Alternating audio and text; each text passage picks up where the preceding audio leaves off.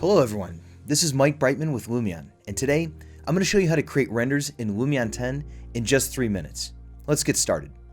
As architects and designers, we don't always have a lot of time to spend on rendering images for our projects. However, with Lumion's new 5-step system, you can easily create photorealistic renders in just a few minutes. Step 1. Select a 3D model. To start, click on New and select the 3D model of your project.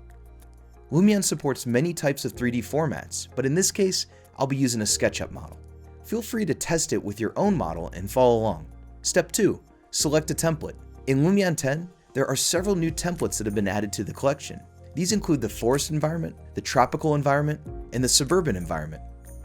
I'll choose the suburban environment template. It will take a while to load depending on the complexity of the template and the size of your model. There we go. You can see that our model has been loaded and placed in the origin of the template.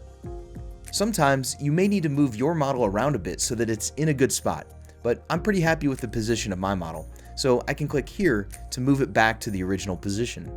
It's important to note that this template only works with houses similar to this size or smaller. If it's too big, then it will look out of place. This is a new style of templates that includes assets such as trees, cars, and people already added to the scene, so we're ready to create images immediately after import. Step 3. Creating images. To create images, click here to go to the photo mode. Here you can see that this template already has a few different views of the model set up, such as a daytime view, a nighttime view, an aerial view, and another view from a different angle. In addition, you can always add new views by clicking on the Store Camera button. Step 4. Adding and making changes to the styles. The views included in the template already have a style applied to them, so you can render immediately, but feel free to add a new style or make changes to it, such as adjusting the sun angle. But in this case, I'll change the real skies to a different image. This sunset sky looks good. You may have noticed that Lumion will render our image whenever we click on the preview window.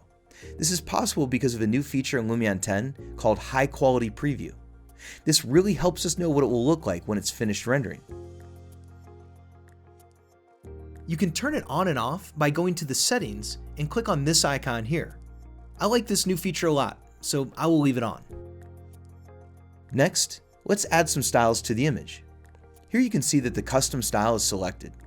If you click on it, you'll see that Lumion has provided lots of presets for you to try, such as realistic, interior, daytime, color sketch, watercolor, and more.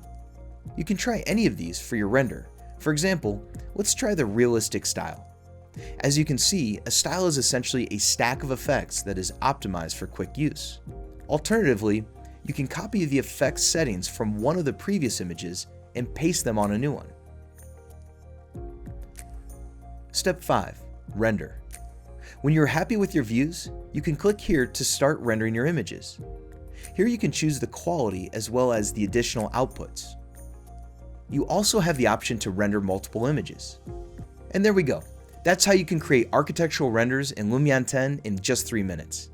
I think my renders turned out pretty good, and I hope yours did too. If you liked this video, then check out the other 2 videos in this series.